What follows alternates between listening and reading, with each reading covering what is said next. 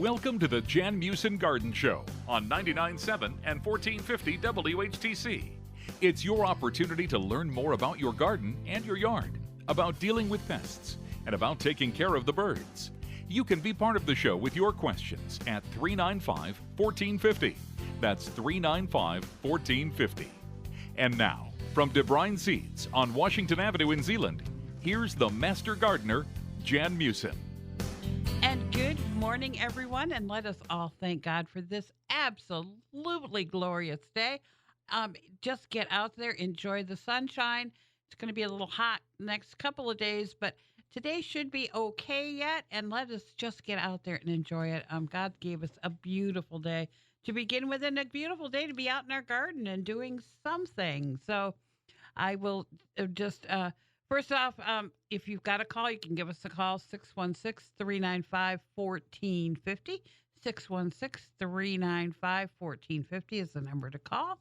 At DeBruyn's, we still have garden plants with tomatoes and peppers and squash and things like that.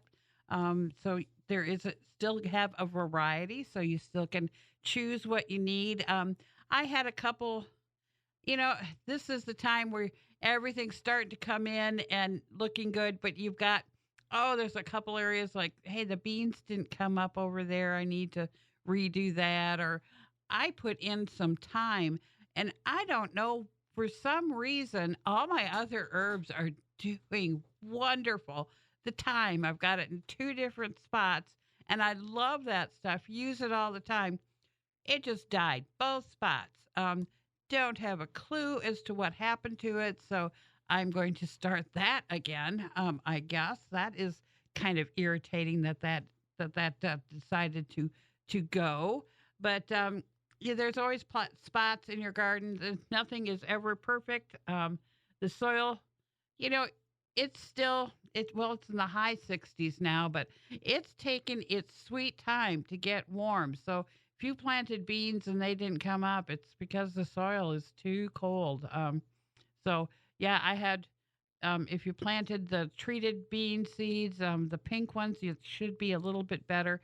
But if you planted, say, a bush blue lake and it's a white bean, they don't like the cold at all. So you might have to redo some of those. But you got plenty of time. I plant beans several times during the summer. It's a short season crop. You can do it for several times. Pickles, you can do it several times. So don't worry about it. You've got plenty of time to do it. This is just the beginning of the summer. And on these hot days, things really grow. So a few little tips on the hot days. I don't want you planting anything in the middle of the day, say it's 90 degrees. I don't want you pulling out pot tomatoes and putting them in the ground at 90 degrees. I want you to do that when it's a little cooler in the first thing in the morning or in the evening. If there's a little bit of a breeze and it's a little bit cooler, be much better to plant them then rather than in the stressful hot afternoon. So, keep that in mind. You want to do it first thing in the morning. That would be wonderful, when it's still reasonable temperatures outside. Do it then. They're not going to go bad in the cells and the flats. As long as you keep them watered, you can wait a day or so. That is no problem at all. So, get it out when you get them home. Make sure it isn't, broiling hot and especially, you're going to plant most of the things right in the sun, and it's going to be that sun's going to be a little bit too intense. So you might even want to try harden them off in the sun for a couple of days, put them out kind of in half shade, half sun during the day so they can get more used to it. They're used to being in greenhouses. Let's keep that in mind. And, it's the temperature is always the same, and, it's got the same amount of light. So it doesn't have to worry about that hot beating sun on it. You might want to try to get them a little bit used to where you're going to plant before you plant them. But again, there are still plants, and there's still lots of time to do, more beans, cucumbers. This is the time to put your pumpkins in, so you get them in October. So if you need to plant some pumpkins, I would do that right now. The soil is nice and warm to get them going. It's really hard to transplant melons and pumpkins. It's just hard. If you can do it, you've got a knack. Go ahead, because a lot of people don't, and it's just as easy to do things like that from seed. And we've got seed at DeBruyn's too. We've got thousands of pounds of grass or of garden seed. So come on in and get your seed. If you want to try different type of bean, again, plenty of time to do that. It's a little bit hot out right now to plant peas. That is a cool weather crop. It does not care for hot temperatures in the afternoon. It will grow. That's not a problem. The problem is when the flower comes out and it's 90 degrees, the flower is just going to fall off. And if the flower falls off, you don't get any peas. So, what is the use of planting something if you aren't going to get anything out of it? So, if you want to do peas yet this year, wait until mid August, plant them then, and then you can get your peas in the fall when it's a little bit cooler out. You don't get as good a crop in the fall, but you get some peas. I usually, I'm sick of my green beans by that time. I'll pull them out and put some peas in, and then I've got something for fall. That works really well. Lettuce and spinach right now, they like, the cooler weather also. They do not care for the 90-degree weather that we're going to get. They will just send up seed stalks. Once they do that, their leaves become really bitter and they are really not edible. So that's something that really likes the cooler weather. You can plant it again in the fall. Some people even do their lettuce in the shade. You might try that. See if you get some luck with that. I've got lettuce coming out of my ears. It seems to have self-seeded from the years, and I noticed my sister does the same thing. My gosh, I've got lettuce where I planted it 3 years ago. It's coming up now, so I've got plenty of it. Yeah, it's the crop that just keeps on giving.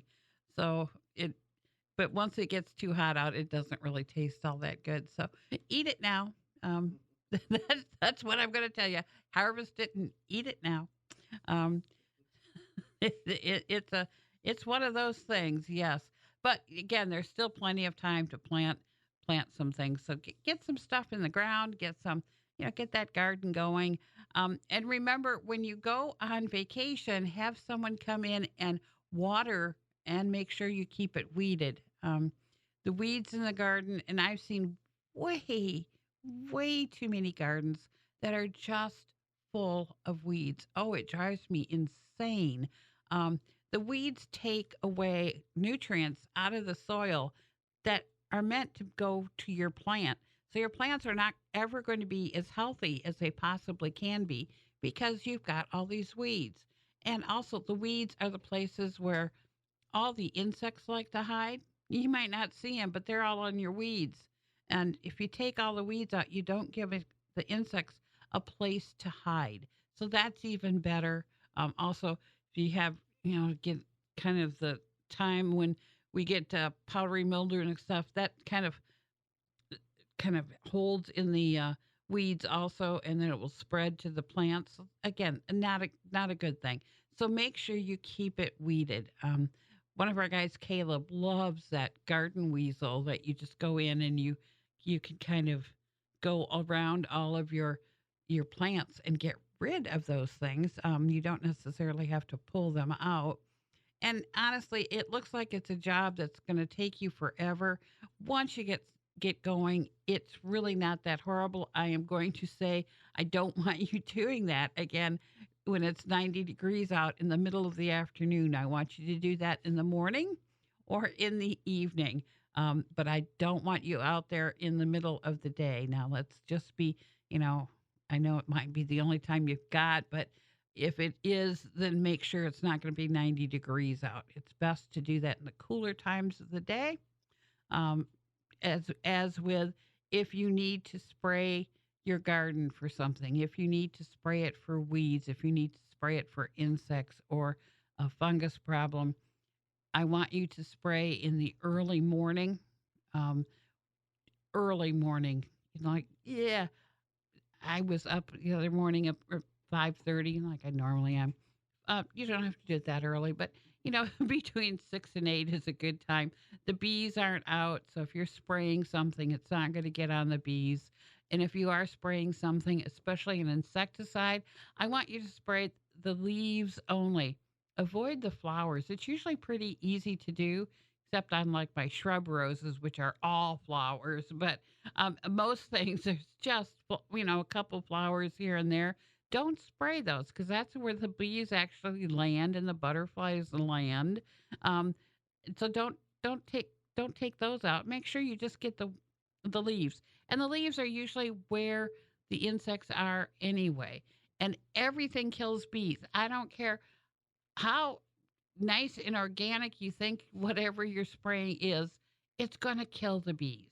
So let's just be really nice to our bees and butterflies and don't spray in the early morning when they're not out yet, and only spray the foliage, and do it on a still day. Like there's way too much wind out today right now to spray anything. Our new sprays, 10 years ago we couldn't say that, but the sprays now, they're so micro encapsulated. There's such a fine mist that comes out, and it doesn't take much of a breeze to get that to fly over to the neighbors or whatever. And I will tell you, if you're spraying weeds in your lawn and you think you're just spraying, just your leaves, and suddenly the neighbor's tomato plants are all dead, it's probably that. Nobody ever believes it, but the tomato plants are extremely sensitive to any kind of weed killer. So you have to be careful when you're applying any kind of weed killer anywhere around a garden.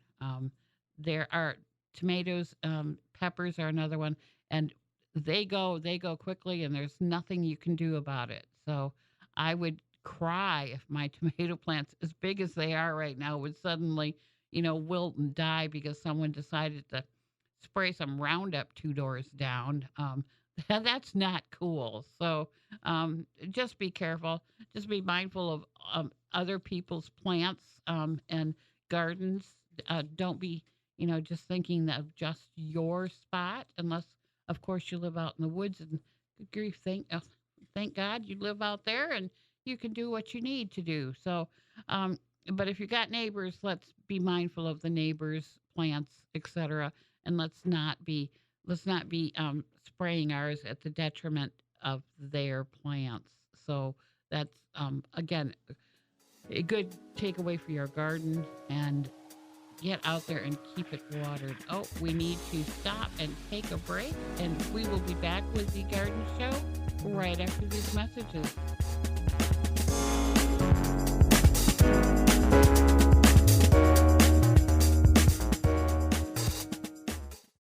I'm Steve Kaith in CBS News. Join me for the CBS World News Roundup, weekday mornings at 8 on 99.7 and 1450 WHTC.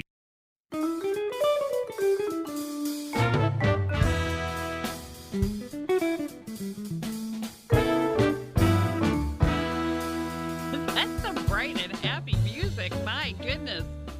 I keep that playing all day long. Okay, well, we're back with the garden show. And we can take your questions. Area code 616, that's right, 395-1450. 616-395-1450 is the number to call. When the weather gets hot this week, your plants are going to need water. Do keep them watered. Make sure you're not overwatering them, because that's just as bad. And how do you know if you need water? Stick your finger in the ground. If it's wet, you don't need to water. If it's dry, you probably need to water. Your plants on your deck or patio, if you've got them in pots, like some tomato plants, you might have to water them twice a day if it's going to be 90 degrees and it's going to be sunny out. you're going to have to keep an eye on that. I know that tomatoes love the warm weather, but keep them hydrated. That is the best thing you can do for those tomato plants. Get out there and check for suckers in your plants. My gosh, this year has been a perfect year for suckers in my plants. I swear I've checked them 4 or 5 times, and every time I go, I find more. So where the major stem is going up and down, and we've got our branches coming off, if there's a little plant coming out between those two, cut it off. If you can't, just trim it off with your fingernails. Get a little scissors in there and cut it off. We don't need all of the energy going to different branches. We want the energy going out to developing the tomatoes, not to develop more suckers. We don't need more suckers. That's not a necessary thing. So get out there, check them out. It'll take a minute or two to do your tomatoes. It doesn't take that long, but I swear every time I turn my back, they throw another sucker out there. So they are bound and determined to, but they're growing like little weeds. My gosh, the tomatoes look wonderful out in the garden right now. Peppers, I've never had a pepper, and I've got 4 pepper plants planted on one side of my garden. And they all started out straight, and then they all went to the west. They're all leaning to the west. And then they straightened out again. And then they went to the east. So they are the wackiest looking pepper plants I have ever seen. They are like little zigzaggy plants going up. No idea if this is going to affect, how many peppers I get. Don't know, but they are, and all 4 of them, the peppers in the other part of the garden, they're fine. It's just these 4 that look like they don't know where they're going to go, whether up, down, sideways. You never know which way they're going to grow. I have no idea. They're out in the hot sun. I don't know why they're growing to the side. There is a little wind, but the wind doesn't change that much, but they're weird. So whatever, whatever they want to do. And I'll tell you, my beans took forever to come out of the ground. I planted them, I don't know how many weeks ago, and they're finally coming out of the ground now. And once they're out of the ground, they're fine. But my goodness, thankfully I planted, I think Dominator this year, and they are a coated seed. So, the coating on it prevents your seed from rotting in the ground before it germinates. So that's the only reason why you put that fungicide around there.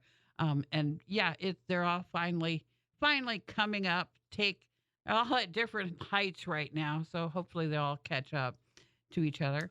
But everything's looking pretty good. My onions look wonderful. I always enjoy doing onions. They're such an easy thing to do.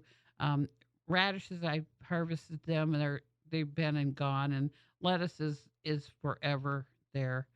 I did not do potatoes this year. I didn't feel well, so I don't have a full garden this year. But I've got some things, and I've got a lot of flowers that I planted. I always have to do that. So, and then my herbs was my thyme, which decided to just die. It's like, why? Why do you have to die? Don't know, but don't worry. We still have plants at DeBruyn's. So if you need some plants, come on down. We've got it. We've also got lots of seeds in case you need to plant it. If you're in need of a cemetery pail, those green pails, we do carry those. We do have those in stock, and we have plenty in stock, so don't worry.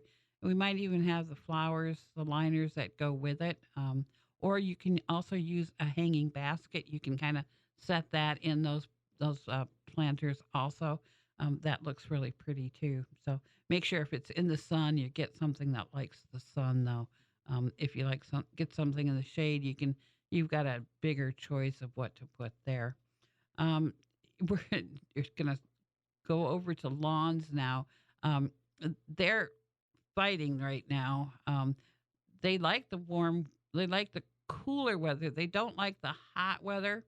So at 90 degrees, your lawn is not going to look its best. It's not going to be the best looking lawn out there. Let's make sure we keep it watered though.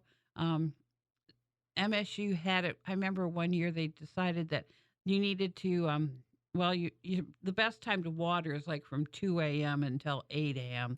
But they also said if you go out there like at noon or 2 o'clock and just mist the lawn to keep it cool during the hot days. I've never heard any other advice that said, no, you shouldn't do that. But I mean, if you've got well water and you're not paying for it, I would say, yeah, go ahead and do that during the hot days. But and it would just be for, a couple of minutes just to cool the turf down just a little bit on the hot days.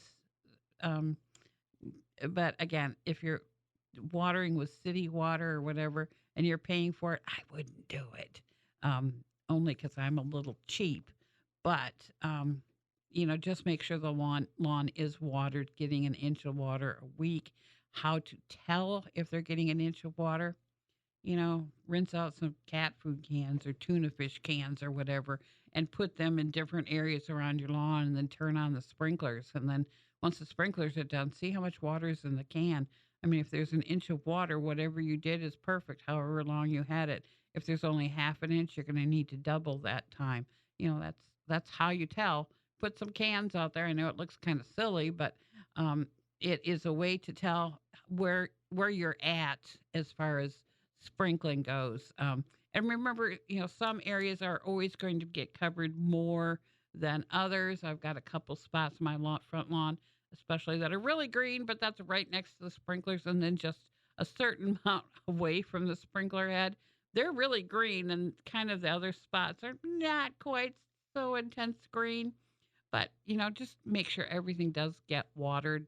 Put the tin cans, in some of the spots that don't look as good also, just to make sure you get water in there. I've got some spots in my backyard that, oh my goodness, I need to put some grass seed in. But this is not a good time of year to put grass seed in. I know you're going to say, but I can keep it watered. And I'm going to go, no, you can't. Not when it's 90 degrees out. You cannot keep it watered. It's going to do nothing but evaporate. If you think you're going to water it 3 times a day, that's not going to be enough right now. With 100% sunshine, you get almost 100% evaporation, which means it goes up in the sky. It doesn't go down in the ground, and it needs to go down in the ground to be worthwhile to anything that you plant. And that's why we don't like to put grass seed down in the middle of the summer, because it is hard. I did it one year because I thought, I can do this. I talk about it all the time. I know how to do grass in the summer. I'll be the one to do it. Well, no. It, I had the sprinklers, and then I thought I'll just, supplement by going there. It wasn't huge spots, but oh my goodness, it takes forever, to get it up and growing, and that you got to keep doing it until you've cut it and cut a significant amount off it for 3 times. Now that isn't just, a week. That's weeks, and weeks. So I got really sick of it, and I decided, no, I'm not going to do that anymore. So even I had to redo it in the fall because some grass came up, but a lot of weeds came up. So in those areas, I had to go around in the fall and hit it all with Roundup, wait a week, and then start all over again. So, it was a lesson I learned. I don't want you to have to spend the money to learn that lesson. Just wait until the fall. A lot of weeds will come up in between time. Let them come up, keep cutting them back, and then in the fall, we're just going to take some Roundup or some sort of vegetation clear and then spray it all, and then read the label, see how long it takes before you can plant grass seed. You could do weed killer on it, but then you'd have to wait, 2 months before you can plant grass seed. So do read the label that it tells you how long before you can plant grass seed. Um, some are weeks, some are 10 days, some are months. We don't want the months one to show up. So do be aware of it. You can ask the guys at DeBruyn's, ask their opinions, what they would do. They're very knowledgeable, so do let them help you. They can help you with all of that stuff and even identifying your weeds of what you've got. So, we need to listen to the news now, but we'll be back right after this happens.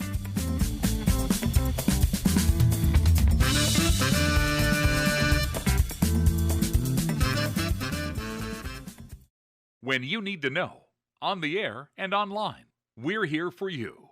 99.7 and 1450 WHTC and WHTC.com.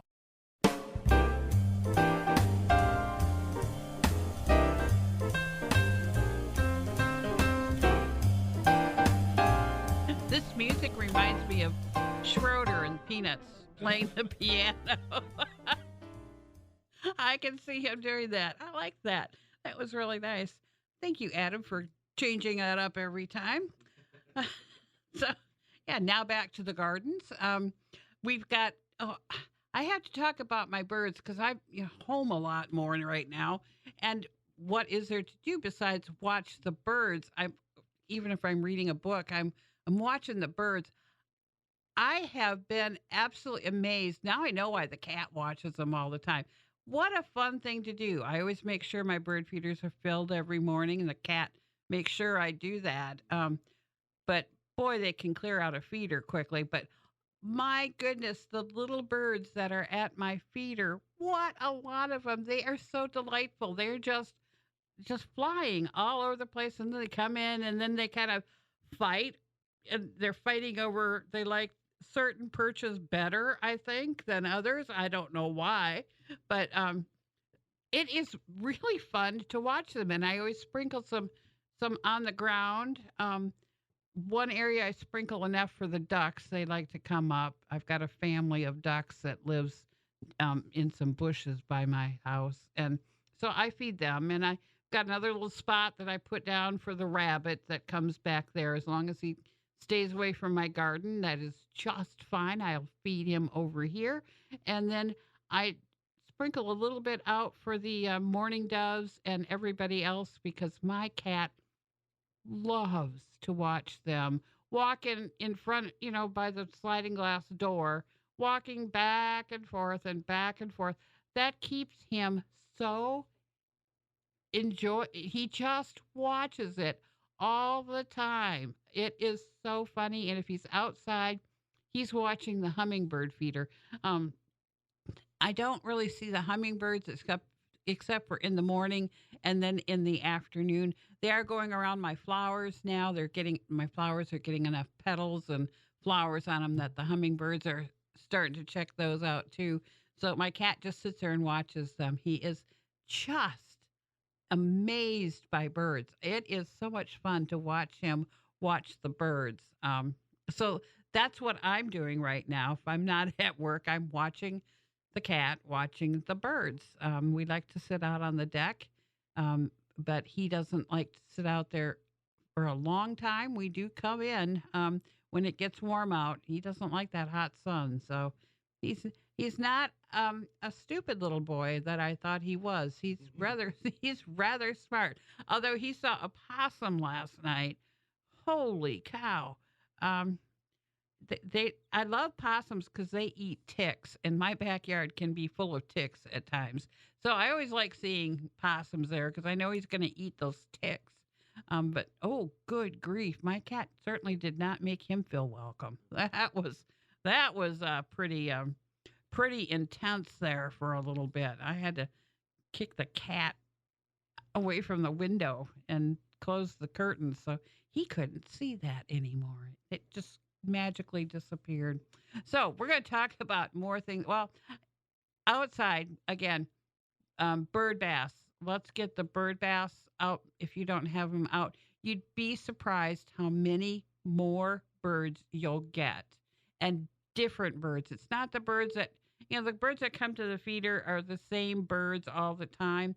And, you can change up your feed a little bit. You can get a couple more if you add like some mealworms or fruit or suet to the feed. You might get some different ones, but you'll get a lot more if you just put a bird bath. And the bird baths should be in the sun, and they'll love them. My goodness, it's fun to watch them splash around like it's like a pool party or something for them. Even the squirrel around my house likes to be in the bird bath. So everybody goes up there except for the ducks. Make sure that water is cleaned out and make sure it's filled. I don't really have to drain it out every day because the birds seem to do that. So I just add a little bit more. I do clean it out well once a week, so it doesn't have a lot of scum on it. We don't want that. I wouldn't want to take a bath and that sort of thing. I'm sure the birds don't either. So clean it out very carefully once a week. Get out all the bird feces and everything else that might be in there. Get it cleaned out. Dry it out before you put water back in. Fresh, clear water. That's all they take. That's all they want. Nothing special. You can put, and you might want to think about it. They're called mosquito dunks. They look like a donut, but you can break off a little piece of that and put that in your bird bath, and it will keep away the mosquito larvae that are in there, so they don't hatch out. In fact, anywhere you've got wet areas in your backyard, I know, if you got a pair of old boots or a pail out there that always gets water, well, get rid of it. But if you've got a low area in your lawn, you can't just get rid of it. So use the mosquito dunks in there when we get a lot of rain. If you get some standing water there, that prevents the mosquito larvae. You can use the mosquito dunks in your pond if you have a pond. I put it in mine and just around the lake in my backyard. I put a couple out by my dock. So I'm hoping it keeps away some of the mosquitoes there. It's always a good thing. It won't hurt the fish. It won't hurt the birds. It won't hurt you. Won't hurt anything except for the mosquito larvae. So it's a BT in that, and BT thuringiensis is the one that used for the bird bath. So it is completely safe to use around your animals. So don't worry about that one with your animals. I do worry about some things with my cat, and you should really worry about dogs and children also. Certain things, are not meant to be around them. And, if you have to go to the vet for a poisoning, it is not inexpensive. You're going to have to, know what the poison is and the whole bit, to really have it treated well and correctly. So let's just not even get to that point where they do get poisoned. Just make sure you store everything, up well in a well ventilated area. Make sure the caps are on tightly. There are certain things that dogs just love to eat and drink, and the old type of antifreeze. Oh my goodness, everybody loved that. I know there's a new type that isn't so bad, but there's an old type that keep that away from your pets. I mean, don't let that leak out on your garage floor. Keep that soaked up if something does leak out. We need to stop and take a break, but we will be back right after this.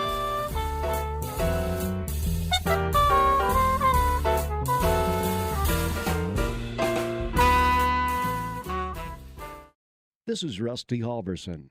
Join me for West Michigan Farm News every weekday on 99.7 and 1450 WHTC.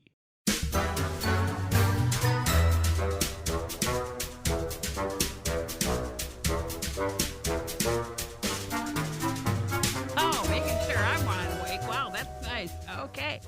Here we are for the last little segment here. The phone lines are open. 616-395-1450. 616-395-1450 is the number to call. A lot of people are interested in planting wildflowers. We're trying to save our planet, trying to do the best for our bees and butterflies and things that pollinate other plants. That's always a good thing. Planting some wildflowers are always good, and they always, but make sure it's native to your area. Our area, native to our area is basically trees. We're not a plain state. We don't have any of that native here, but we do have stuff that that will grow well here, and it's not invasive. That's the whole thing is don't plant anything that's invasive. If you plant that, you're going to have problems. So let's just plant the things that grow well that are not invasive. I will tell you there are certain honeysuckle vines that will take over your entire lawn and grow over your house. It's as bad as kudzu is down south. So make sure that you're planting the correct variety of honeysuckle. Don't just go out there and buy the cheapest one. Do make sure that you're taking care of that. You're not going to plant something that's going to become invasive. Once it becomes invasive, it's hard to pull it out. Okay, now we do have a caller on the line. Good morning, caller. You're on the Garden Hour. Hey, Jan. Question. I did not have any strawberries hardly this year, and our apple trees have hardly no apples, and our pear trees have hardly any pears. Do you suppose we have no bees? I don't know. It's not bees. Bees have to pollinate once the flowers are there. I would think more it's got to do with the weather. We had some frost at different times that probably took out a lot of the things. Honestly, though, I know that we did not have frost at our house on our strawberries.